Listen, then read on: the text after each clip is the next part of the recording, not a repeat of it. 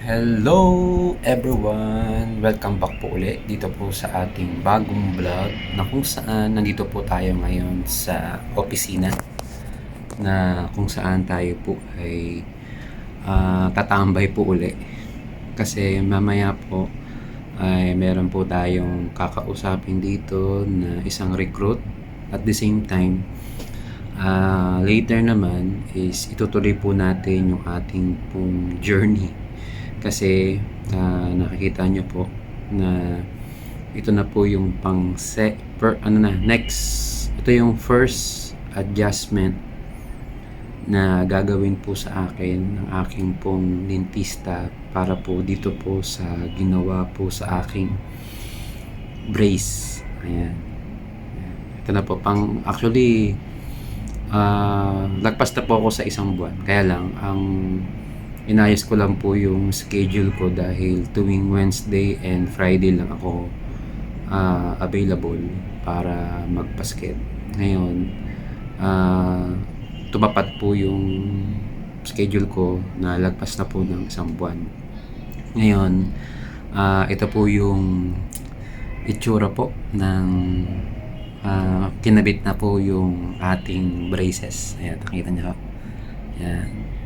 Ngayon, dun sa last vlog natin, pinakita ko dun sa inyo kung bakit ba tayo nagpalagay ng braces. Kasi nga, ang problema ko po sa ngipin ko is ito yung pinaka mahinang part ng aking katawan, itong aking ngipin kasi paubos na po yung aking mga yung pang-grind ko, yung bagang ko dahil nga po hindi po siya maayos yung aking bite. Yung yung bite, yung kagat. Yan na nangyayari pagka hindi po maayos yung kagat mo, yung bite mo, nagbabanggaan yung hindi dapat magbanggaan. Kaya nangyayari is umuuga, tapos pagka umuga, prone po yun sa pagluwag. And then, papasok po doon yung mga bacteria and then, mabubulok. Gaya po na nangyari nakaraan dahil nga po doon sa last video, tayo po ay binunutan. Talagang nasira na talaga siya. Hindi na siya talaga pwedeng i-survive, sabi nga nila. Pero meron silang alternate yung root canal. Kaya lang, hindi naman ako komportable sa root canal kasi tatanggalin na nga yung nerve. Pero ando pa rin yung ngipin. Pero wala baka hindi rin tatagal yun. Kaya ang ginawa ko na lang, pinabunot ko na lang siya para wala na ako maging problema sa future.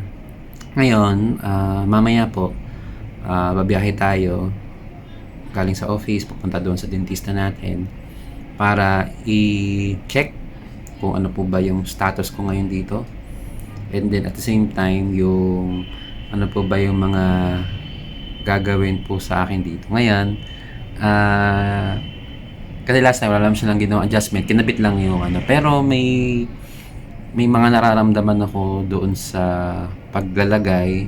Ganyan, syempre hindi talaga komportable dahil nga sa loob ng 37 years na wala naman tayong tawag niyan, sa loob ng 37 years hindi naman tayo nagpalagay. Ngayon na tayo nagpalagay, kaya ito ang itsura natin ngayon. Ito, napapansin niyo yan, may mga spaces. Yan, may mga spaces po yung ngipin ko, kaya ang nangyayari po kapag may spaces, nalalagyan ng mga tinga. Yan. Kaya ngayon, ito po yung purpose kaya may brace. Kaya meron tayong brace. Yan. Medyo dumilim. Meron tayong brace para dumilim. Ano nangyari? Ayan, para yung mga spaces na yan is mawala at magdikit-dikit po yung ating mga ngipin. Ayan, yan po. Kaya meron tayong ginagawa na dumilim. Ayan. Meron tayong gagawing adjustment. Ayan, ito na siya. Ayan, kaya mamaya later papakita ko sa inyo ano yung gagawin sa aking procedure. Ayan. Ayan. Ayan. Medyo nag-okay na ngayon. Sabihin dati kasi yung bite ko, actually hindi pa siya normal, no? Pero dati, hinahanap ko pa saan ba ako magbabite ng komportable. Yan, pag ginano ko, ayan na siya. Nakita niya. Later po, ayan, dami kong ano, ang ano, mga malulubag. Yan. Kaya pinapakita ko na sa inyo. Yan, ito siya. Ayan ang mga spaces sa baba. Kasi meron kasi siya akong ngipin dito na nawala. Ang possibility, magluwagan siya. Yan. Kumalat. Yan. Sige, later. Pakita ko sa inyo kung ano yung gagawin sa atin. See you!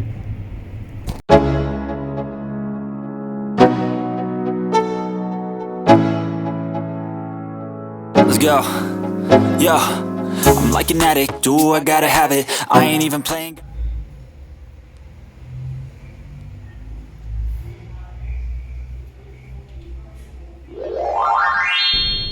Ayan na guys, tapos na po ang ating first adjustment na ginawa po sa atin. Ngayon, papakita ko sa inyo. Ayan.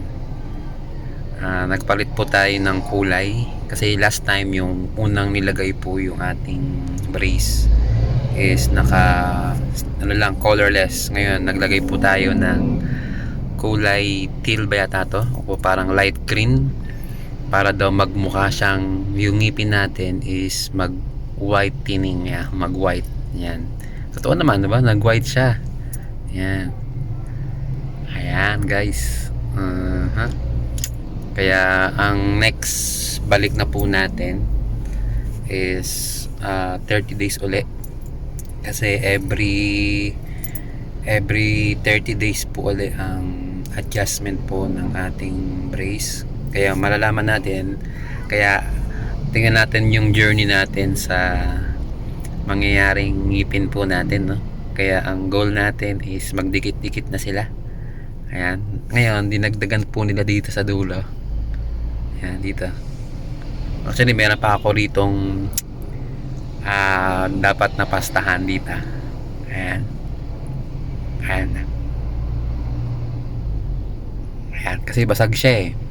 Nabasag siya last ayan, nabasag. Tapos ipapasked ko na lang sa susunod yung aking, kasi yung may ngipin ako dito, yung pinakadulong bagang maluwag na siya actually, pero nangihinayang kasi ako wala naman siyang sira, pero maluwag lang siya siguro dahil nga nagbabanggaan po. Obserbahan ko, hindi ko po muna pinabunot. Sa susunod na lang, or kung okay pa naman siyang mag-stay muna siya dyan na matagal, kasi sayang po eh, nakakapanghinayang yung mga ngipin kung okay pa naman talaga siya, or pwede pa naman talaga silang mag-stay. Ayan, kaya ayan po, ito ang journey natin.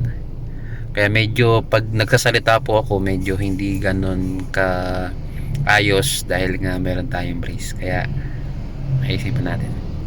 Ayan. Kaya sana po sa susunod po nating vlog, next month po uli, magkita-kita po uli tayo. Ano naman to, once a month lang naman tong vlog na to, na meron tayong ganitong gagawin. Papakita ko lang sa inyo. Ayan. Ayan. Actually po, itong dalawa tong ngipin ko na to, itong nasa harap,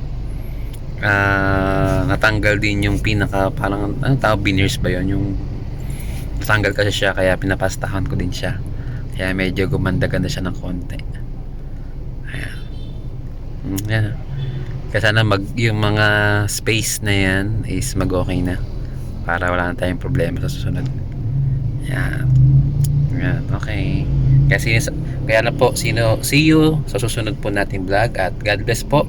At sana huwag niyo pong kalimutan na mag-like at mag-subscribe sa ating YouTube channel, at yung ating pong ginagawang live, na kung sakali po na meron kayong mga question, kung meron kayong mga problema na kailangan nyo po ng payo, mag-ano lang po kayo, mag-comment kung loloobin ng Diyos. Hanggang dito po muna. God bless po, at see you po sa susunod nating vlog. Bye bye.